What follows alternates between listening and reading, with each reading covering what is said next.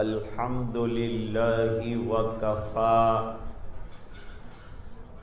وسلام علی عباده الذین اصطفی اما بعد اعوذ باللہ من الشیطان الرجیم بسم اللہ الرحمن الرحیم من عمل صالحا من ذکر او انثى وهو مؤمن فلنحيينه حياة طيبة صدق اللہ العظیم اللہم صل علی سیدنا محمد وعلی آل سیدنا محمد وبارک وسلم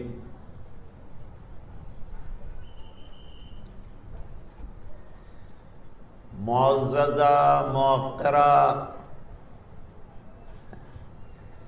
دینی ماں بہنیں اور محترم حاضرین،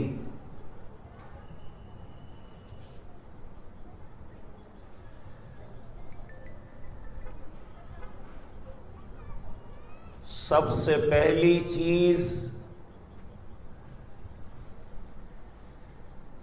جس کا ہمیں اہتمام کرنا ہے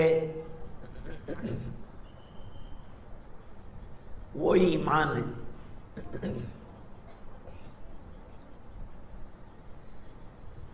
بغیر ایمان کے کوئی عمل اللہ کے نزدیک قابل قبول نہیں۔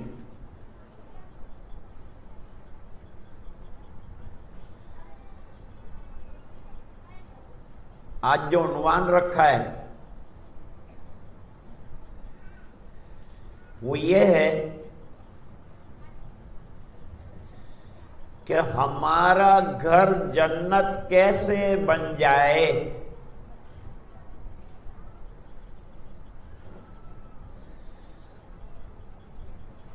گھر کو جنت بنانے کے لیے ایمان والا ماحول اور اعمال صالحہ درکار ہیں۔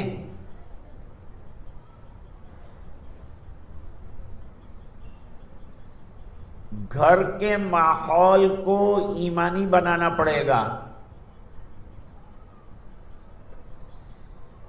اور ایمانی ماحول میں اعمال انجام دینے پڑیں گے۔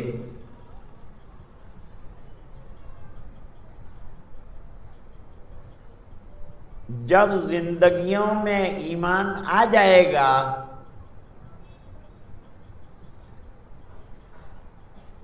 اور ایمان کے بعد اعمال صالحہ آ جائیں گے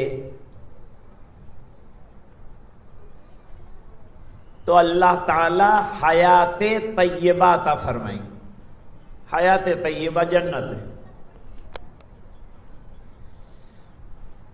دنیا میں بھی جنت اور آخرت میں بھی جنت، دونوں جگہ جنتوں کا معاملہ ہوگا۔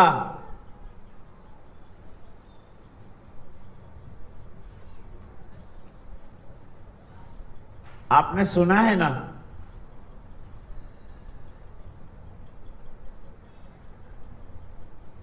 کہ صحابیات کیسی زندگی گزارتی تھیں۔ رابعہ بصری نے کیسی زندگی گزاری؟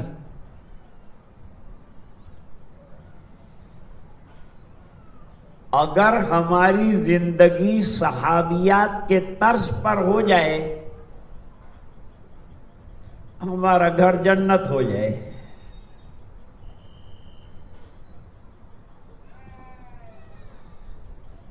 گناہ کرنے سے گھر دوزخ بن جاتا ہے.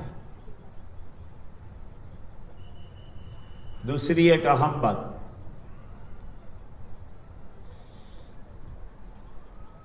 شوہر اور بیوی دونوں ایک دوسرے کے حقوق کو ادا کرنے والے بن جائیں.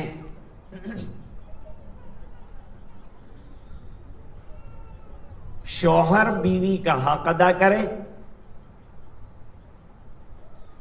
اور بیوی شوہر کا حق ادا کرے. دین حقوق کا نام ہے. جب دونوں طرف سے حقوق کی ادائیگی ہوگی گھر جنت بن جائے گا.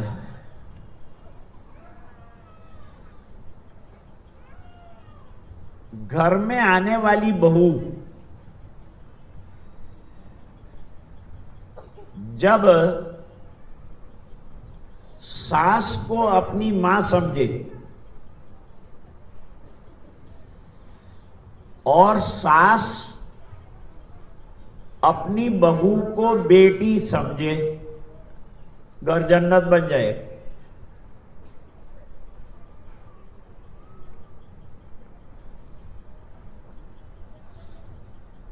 گھر کو جنت بنانے کا راستہ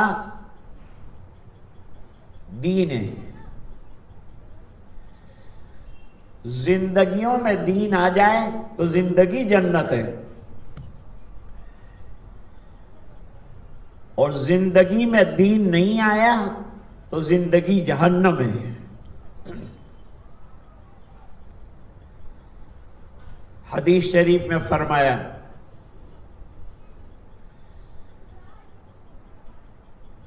حضرت فاطمہ الزہرا رضی اللہ تعالی عنہا جنت میں جانے والی،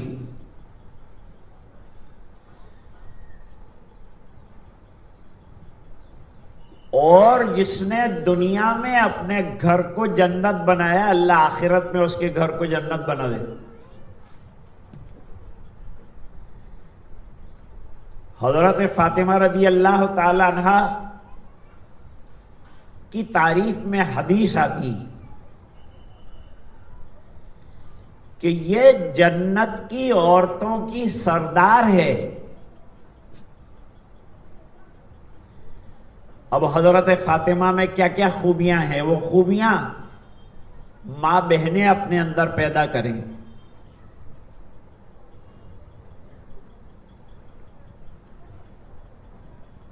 اب واقعات سے شروع کرتے ہیں.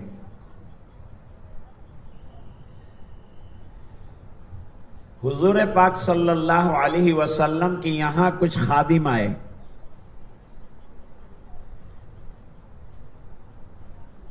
اور یہ خادم آپ صلی اللہ علیہ وسلم تقسیم کرنے والے تھے. حضرت علی رضی اللہ تعالیٰ عنہ کو پتا چلا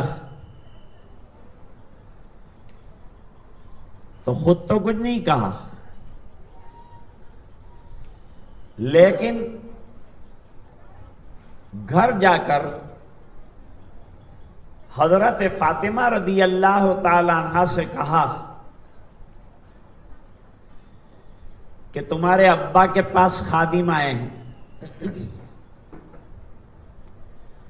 لہذا تم جا کر ایک خادم مانگ لو.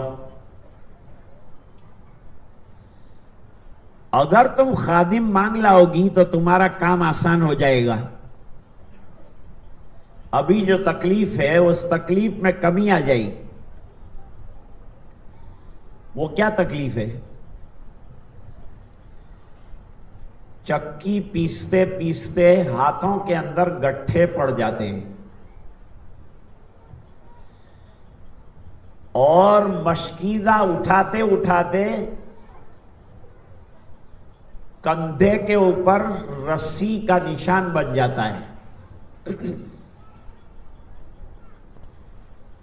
لہذا تم جاؤ حضرت فاطمہ رضی اللہ تعالیٰ عنہ آئی تو آقا گھر پر نہیں تھے، سرکار گھر پر نہیں تھے. ماں عائشہ رضی اللہ تعالیٰ عنہ سے کہہ دیا کہ مجھے ایک خادم چاہیے، اور اپنی تکلیف کا اظہار کیا. کہا بیٹا ابا جان آئیں گے تو میں کہہ دوں گی، مسئلہ حل ہو جائے گا، کوئی فکر کی بات نہیں. جب سرکار آئے تو حضرت عائشہ رضی اللہ تعالی عنہا نے پورا ماجرا اور پورا واقعہ بیان کیا. سرکار نے سن لیا. سننے کے بعد نبی کریم صلی اللہ علیہ وسلم بنفس نفیس حضرت فاطمہ اور حضرت علی کے گھر گئے.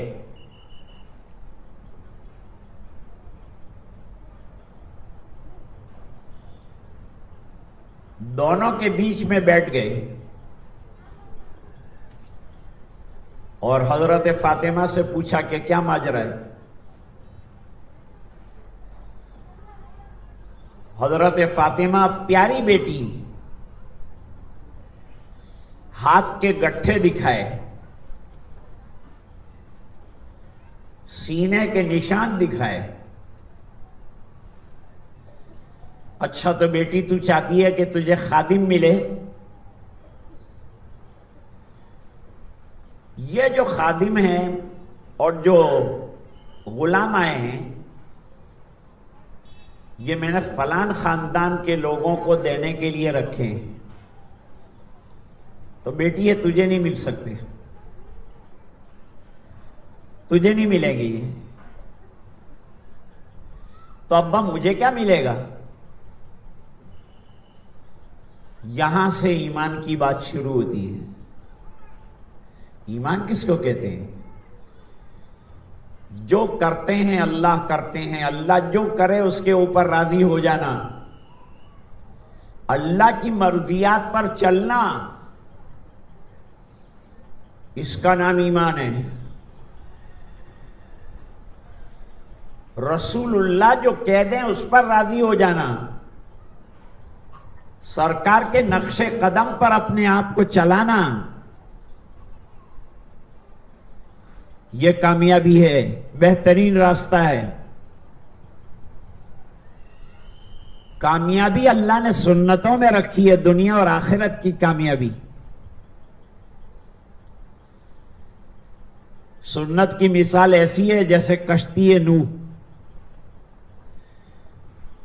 جو لوگ نوح علیہ السلام کی کشتی میں بیٹھے، اللہ نے ان کو پار لگا دیا.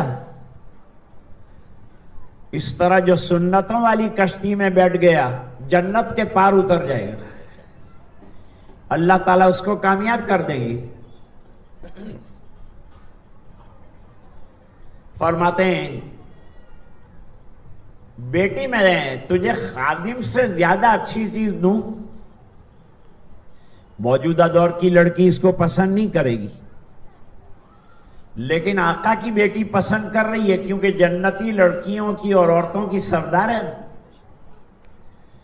اس لیے دنیا پر نظر نہیں ہے، نظر آخرت پر ہے، نظر ابا کو راضی کرنے پر ہے.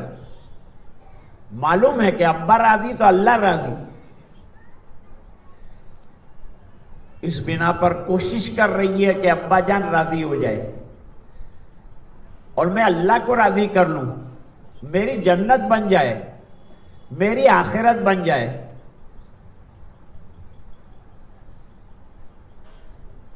حضور نے فرمایا میں تجھے آخرت میں کام آنے والے خادم دیتا ہوں. دنیا کے خادم کے بغیر کام چل سکتا ہے، لیکن یہ خادم ایسے ہیں کہ جس دن ایک ایک نیکی کی ضرورت پیش آئے گی اس دن تجھے یہ کام آئیں گے. ابا جان بتائیے کیا ہے؟ جواب دیا، رات کو سونے سے پہلے،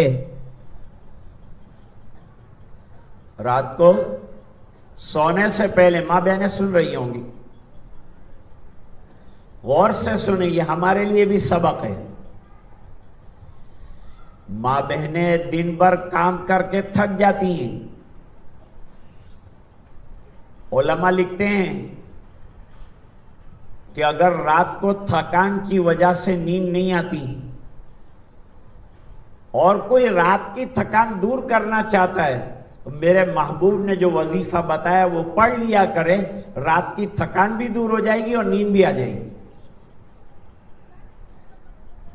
کیا مہربان نبی اللہ نے عطا فرمایا ہے، جس سے ہماری دنیا کا بھی خیال ہے اور آخرت کی بھی فکر ہے.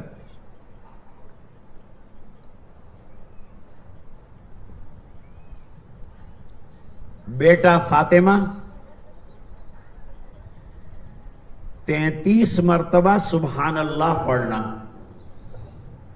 سونے سے پہلے 33 مرتبہ سبحان اللہ پڑھنا، اور 33 مرتبہ الحمدللہ پڑھنا، اور 34 مرتبہ اللہ اکبر پڑھنا. یہ تیرے لیے خادموں سے بہتر ہے، اور یہ اس دن کام آئیں گے جس دن دنیا کے خادم کام نہیں آئیں گے.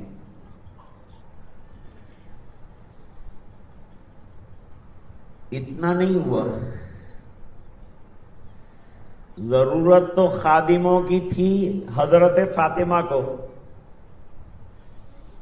لیکن سرکار نے علی سے کہا علی تم بھی پڑھنا.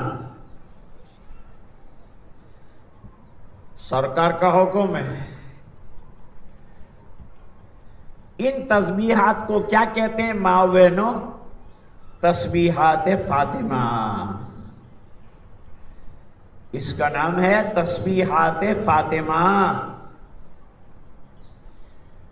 آج سے میری ماں بہنوں اس کا اہتمام کرنا اور سونے سے پہلے اس کو ضرور پڑھنا.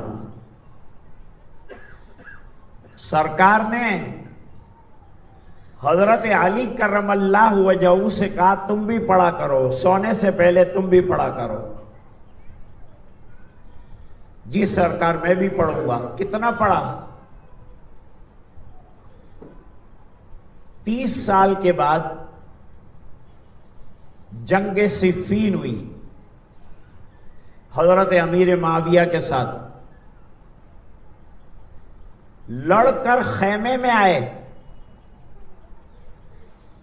خیمے میں اور بھی لوگ تھے. کونے میں بیٹھ کر زخموں کے مارے حضرت علی رضی اللہ تعالی عنہ تسبیحات پڑھ رہے. ساتھیوں نے پوچھا امیر المومنین 30 سال پہلے آقا نامدار جناب رسول اللہ صلی اللہ علیہ وسلم نے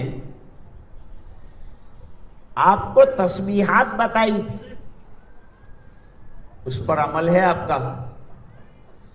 فرمایا جس دن سے میرے آقا نے بتائی اس دن سے لے کر آج 30 سال ہو گئے، کبھی ناغا نہیں ہوئی. گھر جنت بنے گا، آخرت بھی بن جائے گی. اوراد اور وظائف کے پڑھنے سے دل کو سکون ملتا ہے. الا بذکر اللہ تطمئن القلوب. دلوں کا اطمینان چاہیے، دلوں کا سکون چاہیے. ذکر اللہ کیجیے. ایک واقعہ ختم ہو گیا، آئیے اب دوسرا واقعہ سنتے ہیں. جتنے واقعے ذکر کروں گا سب عبرت کے ہوں گے. نمبر 2، رسول اللہ صلی اللہ علیہ وسلم کا دستور ہے کہ آپ صحابہ کرام کو بیکار بیٹھنے نہیں دیتے، ان کو کوئی نہ کوئی فکر میں لگاتے ہیں، کوئی نہ کوئی دین کی فکر میں لگاتے ہیں۔ بہت واقعات ہیں، آخرت کی فکر میں لگاتے ہیں، دین کی فکر میں لگاتے ہیں، مسائل کی فکر میں لگاتے ہیں۔ فضول بیٹھے رہنا اچھا نہیں۔ اسی وجہ سے میرے آنے سے پہلے حضرت مولانا نے آپ کے سامنے بیان کیا، کیوں فضول بیٹھے رہ کر فضول باتیں کریں گے؟ یہ جنت کا راستہ نہیں ہے۔ ہم تو جنت کا راستہ تلاش کرنے آئے، اور دنیا کی باتوں میں کیا رکھا ہے؟ جب آدمی دنیا کی بات میں لگتا ہے تو غیبت میں مبتلا ہو جاتا ہے، فضول باتوں میں مبتلا ہو جاتا ہے، اپنی آخرت کو برباد کر بیٹھتا ہے۔ آخرت کو سجاؤ، آخرت کو بناؤ، یہ اللہ پسند کرتے ہیں۔ اسی لیے تو اللہ نے نبیوں کو بھیجا، میرے بندوں کی آخرت سنور جائے، میرے بندوں کی دنیا بھی سنور جائے۔ ایمان لائے تو حضرت بلال کی دنیا بھی سنبھل گئی، ایمان لائے تو ابو ہریرہ کی دنیا بھی سنبھل گئی۔ حدیث شریف میں واقعہ آتا ہے، ابو ہریرہ کو حضور کے بعد ایک جگہ کا گورنر بنایا، گورنر بنایا۔ ذرا ناک میں سے پانی نکل رہا تھا،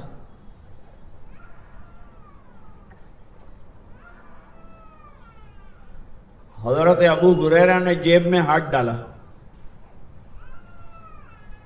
یہ وہ ابو ہریرہ ہیں جن کو کھانے کے بھی لالے پڑتے تھے، فقر و فاقہ کی زندگی حضور کے زمانے میں گزارتے تھے، علم حاصل کرنے کے لیے محنت کرتے تھے، بھوکے رہتے تھے۔ آج ہم کھا پی کر خالی تھوڑا سا علم حاصل کرتے ہیں۔ یہ علماء کا کرم ہے کہ انہوں نے ہم کو جمع کر دیا تاکہ ہم دین کی دو باتیں سن لیں، ہماری دنیا سنور جائے، ہماری آخرت سنور جائے۔ اس کی انہوں نے کوشش کی، اللہ جزائے خیر عطا فرمائے، علماء کی محنتوں کو قبول فرمائے۔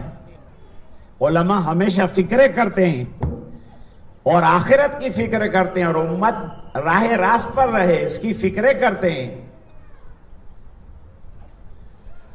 حضرت ابو ہریرہ نے جیب میں ہاتھ ڈالا تو ایک رومال ہاتھ میں آیا۔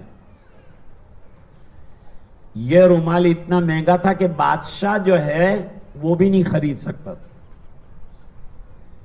آنکھوں میں آنسو آ گئے، اے اللہ،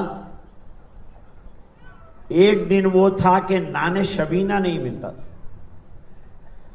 لیکن سرکار کی غلامی کا نتیجہ یہ نکلا کیا آج یہ غلام ایسے کپڑے سے ناک صاف کرتا ہے جس کے پہننے کے لیے بادشاہ بھی ترستا ہے۔ تو اللہ دنیا بھی دیتا ہے اور اللہ آخرت بھی دیتا ہے، شرط یہ ہے کہ اس کے احکام پر زندگی گزارنے والے بن جائیں۔ دربار نبی میں صحابہ کرام جمع ہیں، صحابہ کرام بیٹھے ہوئے ہیں۔ حضور نے ایک سوال پوچھ لیا، میرے صحابیوں ایک بات بتاؤ، مردوں کے لیے کیا اچھا ہے، عورتوں کے لیے کیا اچھا ہے؟ اب تو بہت سی چیزیں ہیں جو اچھی ہیں، مردوں کے لیے بھی بہت سی چیزیں اچھی ہیں، عورتوں کے لیے بھی بہت سی چیزیں اچھی ہیں، لیکن کون سی چیز اچھی ہے؟ سب سے بہتر کیا ہے؟ حضرت علی بھی موجود ہیں، وہ بھی غور کرنے لگے، صحابہ بھی غور کرنے لگے، لیکن ملتا نہیں کچھ اچھا۔ نماز بہتر ہے، قرآن بہتر ہے، سنت بہتر ہے، لیکن حضور کو کچھ اور مطلوب ہے، سرکار کچھ اور چاہتے ہیں۔ مردوں کے لیے سب سے بہتر کیا ہے، عورتوں کے لیے سب سے بہتر کیا ہے؟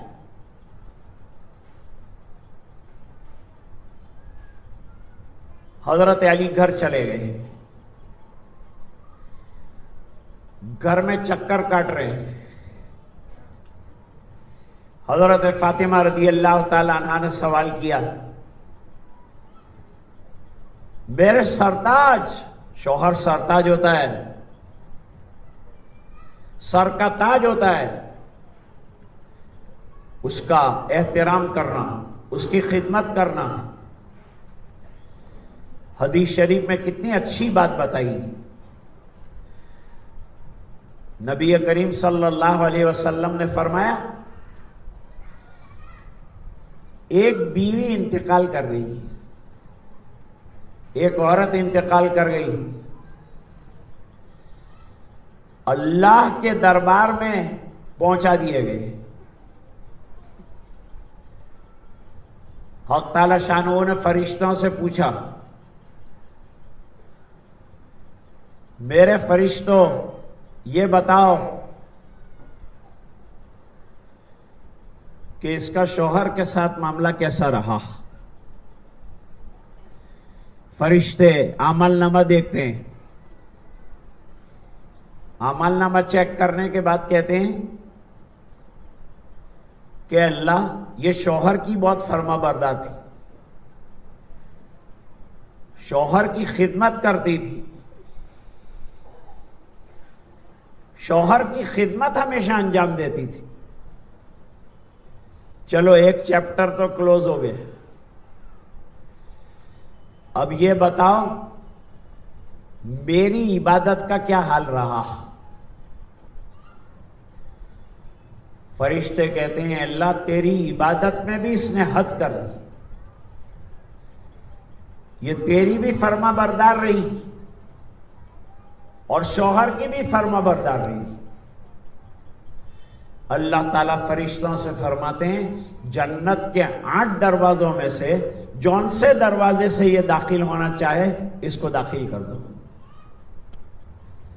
جنت مل رہی ہے، کن کو ملے گی جنت؟ جس نے دنیا کے اندر اعمال صالحہ کیے اس کو وہاں جنت ملے گی، اور اعمال صالحہ کرنے کی وجہ سے اللہ تعالیٰ دنیا کو بھی جنت بنا دیتے ہیں۔ گھر میں سکون ہو جاتا ہے، اطمینان ہو جاتا ہے، نہایت چین نصیب ہوتا ہے۔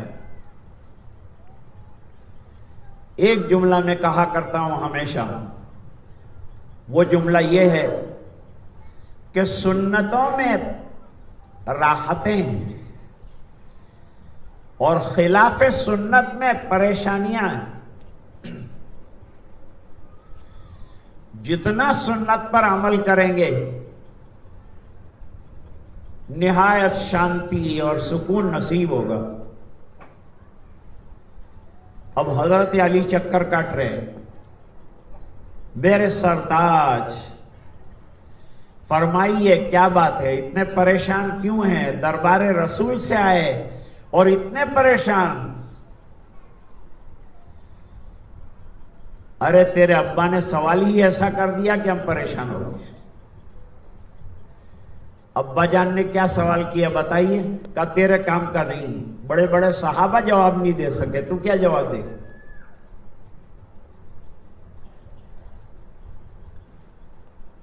لیکن سوال بتائیے تو صحیح، کیا ہے سوال؟ حضرت علی رضی اللہ تعالی عنہ نے فرمایا کہ ابا جان نے سوال کیا ہے۔ ابا جان نے کہا مردوں کے لیے بہتر کیا ہے، عورتوں کے لیے بہتر کیا ہے؟ حضرت فاطمہ مسکرائی، اتنا آسان سوال کا جواب نہیں دیا تم نے،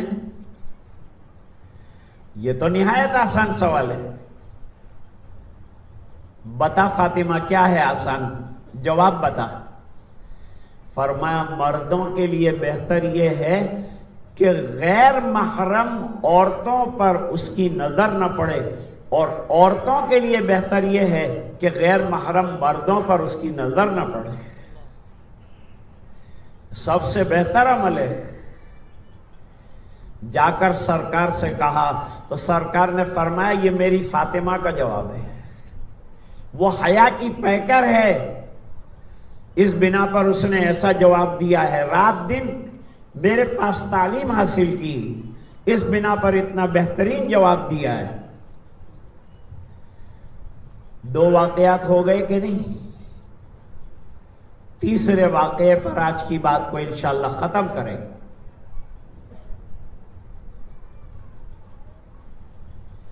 نبی کریم صلی اللہ علیہ وسلم کے وفات کا وقت قریب ہو گیا،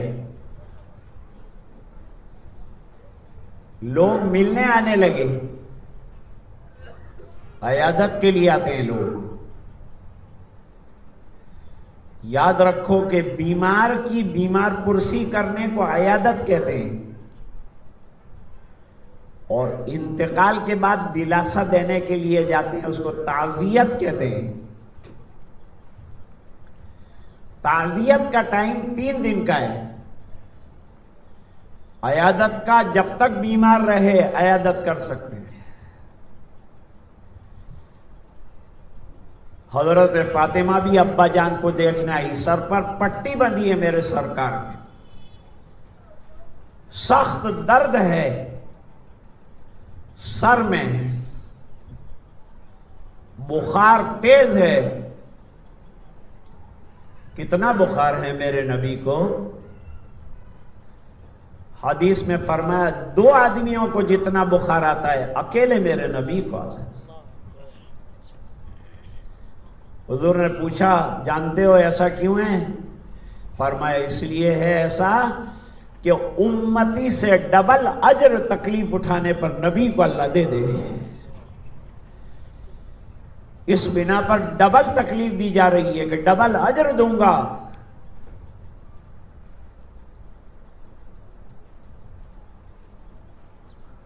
اب حضرت فاطمہ رو رہی ہیں، وارا صحابہ، ہائے ہائے ہائے ہائے ہائے، میرے ابا جان کو کتنی تکلیف ہے۔ باپ سے پیار ہے نا، بہت پیار ہے، اس بنا پر یاد کر رہی ہیں، رو رہی ہیں۔ اشارے سے سرکار نے قریب بلایا، فاطمہ قریب آ جاؤ۔ حضرت فاطمہ قریب آ گئی، فرمایا اور قریب آ جاؤ، اور قریب آ گئی، کان ہونٹوں کے پاس لگا دیے۔ جیسے ہی حضور کے ہونٹ ہلے فاطمہ رونے لگی، زارو قطار رو رہی۔ لوگ دور بیٹھے ہیں دیکھ رہے ہیں لیکن پوچھ نہیں سکتے، راز کی بات ہے، راز مت پوچھا کرو کسی کے، اپنے راز کو راز رکھو اور دوسروں کے راز مت کھولو، مت پوچھو راز۔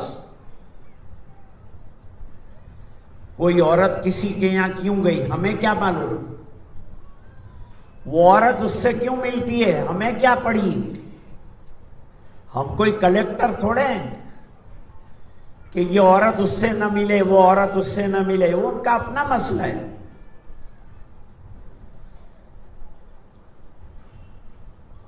تھوڑی دیر ہوئی کہ بیٹی کو روتے ہوئے دیکھا تو سرکار کو چین نہ آیا، پھر اشارہ کیا، اشارہ بھی کمزور تھا کیونکہ سرکار خود کمزور ہو گئے تھے، بول نہیں سکتے تھے زور سے۔ سرکار نے قریب کیا، بڑی ہنسنے لگی، ایک دفعہ روئی ایک دفعہ ہنسی، سرکار دنیا سے چلے گئے، واقعہ ختم ہو گیا، وفات ہو گئی میرے آقا کی۔ بڑے غم کا دن تھا، بڑے افسوس کا دن تھا۔ مدینہ میں سب سے بڑی خوشی کا دن سرکار کے آنے کا دن ہے، اور مدینے والوں کا سب سے بڑا غم سرکار کے جانے کا دن ہے۔ سارا مدینہ غم میں ڈوبا ہوا ہے۔ لوگ کونوں میں بیٹھ کر رو رہے ہیں، آقا چلے گئے، وحی کا سلسلہ چلا گیا، جبریل کا آنا چلا گیا، قرآن کا اترنا چلا گیا. ہائے ہائے اب کیا ہوگا، امت کا کیا ہوگا، اس میں رو رہے. اللہ تعالیٰ نے امت کے لیے راستے کھول دیے. سرکار راستے بتا کے گئے تھے، وہ راستوں پر امت چلی تو اللہ تعالیٰ نے کامیاب کر دیا، اور آگے بھی کامیاب کریں گے انشاءاللہ. طریقہ وہ اختیار کرو جو میرے آقا نے بتایا ہے. اب سرکار کی وفات کے بعد حضرت عائشہ رضی اللہ تعالی عنہ کے پاس ملاقات کے لیے حضرت فاطمہ رضی اللہ تعالی عنہ آئی. آج موقع تھا، ہر ایک کو یہ راز جو ہے معلوم کرنا تھا کہ سرکار نے آخر ایسا کیا کیا کہ روئی، اور سرکار نے کیا کہا کہ ہنسی. فرماتے ہیں کہ بیٹی فاطمہ نے فرمایا، جب پہلی مرتبہ ابا جان نے قریب کیا تو یوں کہا، بیٹا تیرے اور میرے ملاقات کے دن ختم ہو گئے، میرے دنیا سے جانے کا وقت بالکل قریب آ گیا ہے. یہ سن کر میرا دل ٹوٹ گیا اور میں رونے لگی کہ آج سے میرے باپ سے جدائی ہونے والی ہے. جدائی کا غم برداشت نہیں ہوا، اس بنا پر رو پڑی میں. تو پھر ہنسی کیوں؟ جواب دیا کہ ہنسی اس لیے آئی کہ دوسری مرتبہ ابا جان نے قریب کیا، اور قریب کرنے کے بعد فرمایا، بیٹا میرے دنیا سے جانے کے بعد 6 مہینے کے اندر اندر تو میرے پاس آ جائے. میں خوش ہو گئی کہ دنیا فانی کو چھوڑ دوں گی، ابا کے پاس ہمیشہ کے لیے چلی جاؤں. حالانکہ اس میں موت کی خبر ہے، ہو تو غمگین جانا چاہیے. کوئی آدمی دنیا سے جا رہا ہو، مر رہا ہو، ہم اس کے سرانے بیٹھ کر رو رہے ہیں، اور وہ ہم کو قریب بلا کر کہے کہ یہ ملک الموت نے مجھے خبر دی ہے کہ آپ بہت جلد میرے پاس تشریف لانے والے ہیں. وہ ہنسے گا کہ روئے گا؟ روئے گا کہ یار تیرے کو دکھا دکھا اور میں ہی دکھا، تیرے کو نظر آیا اور میں ہی نظر آیا. کیوں تعارف کر رہا ہے ملک الموت سے؟ میرا انٹروڈکشن کیوں کرایا تو نے؟ لیکن یہاں فاطمہ کو آخرت عزیز ہے. صحابہ دنیا میں جیتے تھے آخرت کے لیے، صحابیات دنیا میں جیتی تھی آخرت کے لیے. مرنے کے بعد کی تیاری کے لیے اللہ تعالیٰ نے دنیا میں ہمیں بھیجا ہے، اور جو مرنے کے بعد کی تیاری کی فکر کر کے دنیا میں رہے گا اس کا گھر جنت ہو جائے گا. جواب آیا کہ نہیں آیا؟ آج کا جو عنوان تھا وہ یہ تھا کہ ہمارا گھر جنت کیسے بنے. میں نے کئی طریقے آپ کے سامنے رکھے جس سے ہمارا گھر جنت بن سکتا ہے. اور لاسٹ اور فائنل بات سنو، اللہ فرماتے ہیں، یا ایھا الذین آمنوا قوا انفسکم واہلیکم نارا. یہ دنیا جو ہے نا آگ ہے، آگ، چاروں طرف گناہوں کی آگ ہے. یہ آگ کو باغ بنانا ہے تو اپنی اولاد کو نیک بناؤ، اپنی نسلوں کو دیندار بناؤ. میرے والد صاحب ایک لطیفہ بیان کرتے، ایک بچہ جا رہا تھا مسلمان، اس سے پوچھا کہ بیٹا تو نماز نہیں پڑھتا؟ اس نے کہا میرے ابا بھی نہیں پڑھتے. ارے بیٹا ابا تو بہت بیزی ہے، تو نماز پڑھا کر. اس نے جواب دیا میری امی بھی نہیں پڑھتی. ارے بیٹا یہ دونوں بیچارے کام میں ہیں، تو مسجد آیا کر. کہا میرے دادا جان جمعہ کو آتے ہیں. یہ بچہ کہہ رہا ہے کہ میرے گھر میں جنت والا ماحول نہیں ہے. جس کے گھر میں نماز ہے اس کے گھر میں جنت کی کیاری ہے. جس کے گھر میں نماز کی پابندی ہے اس کا گھر جنت ہے. جس کے گھر میں قرآن ہے اس کے گھر میں جنت ہے. جس کے گھر میں پردہ ہے اس کے گھر میں جنت ہے. جس کے گھر میں حیا ہے اس کے گھر میں جنت ہے. جس کے گھر میں سنتیں ہیں اس کا گھر جنت ہے. تو آج کا عنوان میرے خیال سے طے ہو گیا. آنے والی ماں بہنیں اب اپنے گھر کو جنت بنانے کی جو ترکیبیں بتلائی ہیں ان ترکیبوں سے کوئی ترکیب استعمال کریں. باتیں تو ہم سنتے ہی رہتے ہیں، لیکن اصل بات یہ ہے کہ ہماری زندگیوں میں عمل آ جائے اور ہماری زندگیاں ایسی بن جائے جیسے صحابہ کرام کی زندگیاں ہیں، جیسے صحابیات کی زندگیاں ہیں. صحابہ کا کمال کیا تھا؟ صحابہ کا کمال یہ تھا کہ جو بات کہی جاتی تھی حضور کی طرف سے اس کو دوسری مرتبہ دہرانا نہیں پڑتا تھا. اس سے پہلے صحابہ کرام اس کے اوپر ٹوٹ پڑتے تھے اور عمل کرتے تھے. آج کے اجلاس کو اللہ تعالیٰ قبول فرمائے. میں نے آتے ہوئے دیکھا کہ ماں بہنیں ماشاءاللہ پردے برقعے کے ساتھ دین کی باتیں سننے کے لیے دوڑ دوڑ کر آ رہی. اللہ تعالیٰ آپ کے اس جذبے کو قبول فرمائے. گویا آپ کو یہ فکر ہے کہ میرا گھر بھی جنت ہو، اس کی فکر میں آپ یہاں تک تشریف لائے، دین کی باتوں کو سنا. اللہ تعالیٰ بھی اس پر عمل کرنے والا بنا دے اور زندگیوں میں اس کو اتارنے والا بنا دے.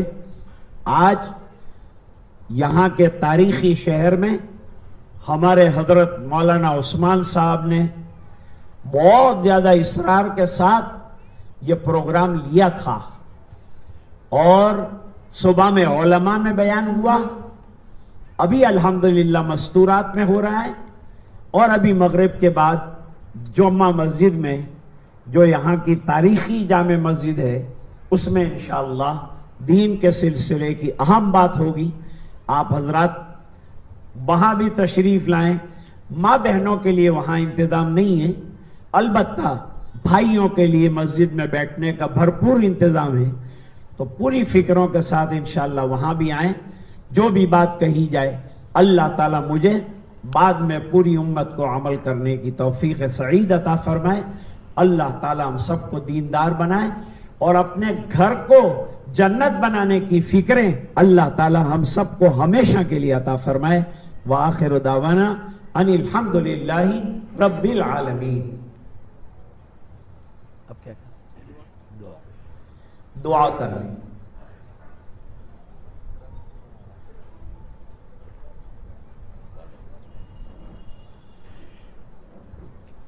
اللہم لک الحمد کلہ ولک الملک کلہ ولک الشکر کلہ وإلیک یرجع الامر کلہ علانیتہ وسرہ. اللہم صلی علی سیدنا محمد وعلی آل سیدنا محمد وبارک وسلم.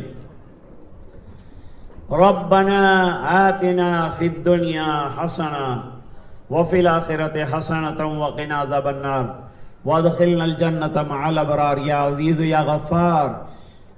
اللہم انا نسألک الهدى والتقى والعفاف والغنى. اللہم انا نسألک العافیہ فی الدنیا والآخرہ. اللہم احفظنا من الآفات والبلیات ووفقنا للطاعات والعبادات وبارک لنا فی الرزق والحسنات. اللہم انا نسألک الجنہ ونعوذ بک من النار. اللہم انا نسألک العفو والعافیہ والمعافات الدائمہ فی الدین والدنیا والآخرہ. توفنا مسلمین والحقنا بالصالحین غیر خزایا ولا ندامہ ولا مفتونین۔ اے اللہ ہمارے گناہوں کو معاف فرما، کوتاہیوں سے درگزر فرما، اپنا فضل اور کرم شامل حال فرما، رحم کے اور کرم کے فیصلے فرما، اپنی رضائے دائمی عطا فرما۔ اے اللہ تو ہم سے راضی اور خوش ہو جا، ہمیں اپنا بندہ بنا دے۔ اے اللہ ہمارے گھروں کو جنت نما بنا دے۔ اے اللہ اعمال صالحہ کی توفیق عطا فرما دے۔ اے اللہ دین پر چلنے والا بنا دے۔ اے اللہ گھروں میں تلاوت قرآن کو جاری فرما دے۔ اے اللہ ماں بہنوں کو تلاوت کی توفیق عطا فرما۔ اے اللہ گھر کے ہر فرد کو تلاوت کی توفیق عطا فرما۔ اے اللہ نمازوں کی پابندی نصیب فرما۔ اے اللہ سنتوں پر عمل کرنا عطا فرما۔ اے اللہ زندگی کا بہت بڑا حصہ ہم نے تیرے احکام کو توڑ توڑ کر گزارا۔ اے اللہ اس جرم عظیم کو معاف فرما، باقی زندگی طاعت والی بنا دے، عبادت والی بنا دے، انابت والی بنا دے، تیرے سامنے رونے والا بنا دے، تجھ سے مانگنے والا بنا دے، تجھ سے لینے والا بنا دے، تیری رضائے دائمی سے ہمیں مالا مال فرما دے۔ در در کی ٹھوکریں کھا کر تیرے در پر آئے ہیں، اور اے اللہ تیرے در سے اگر نکال دیے گئے کوئی اور دروازہ نہیں جہاں جا کر بھیک مانگیں گے۔ اے اللہ اپنے دروازے سے ہمیں محروم نہ فرما۔ اے اللہ اگر تو نے کرم فرما دیا تو تیری شان میں کوئی کمی نہیں آئی، لیکن ہم جیسوں کی بگڑی بن جائے گی۔ اے اللہ ہماری بگڑی بنا دے، امت کی بگڑی بنا دے۔ اے اللہ بہت سی ماں بہنیں ہاتھ اٹھا کر تجھ سے مانگ رہی ہیں، بہت سے بھائی ہاتھ پھیلا کر اللہ تیرے دربار میں عرض کنا ہے۔ اے الہ العالمین یہ ہاتھ پھیلانا منظور فرما۔ اے اللہ کیا مانگنا چاہیے ہمیں معلوم نہیں ہے، اے الہ العالمین جو مانگا وہ بھی عطا فرما، جو مانگنے سے رہ گیا وہ بھی نصیب فرما۔ اے اللہ پورے مجمع کی مغفرت فرما، امت کے ایک ایک فرد کی مغفرت فرما، اور یہ دعائیں اپنے فضل و کرم حبیب پاک صلی اللہ علیہ وسلم کی برکت سے منظور فرما، برحمتک یا ارحم الراحمین۔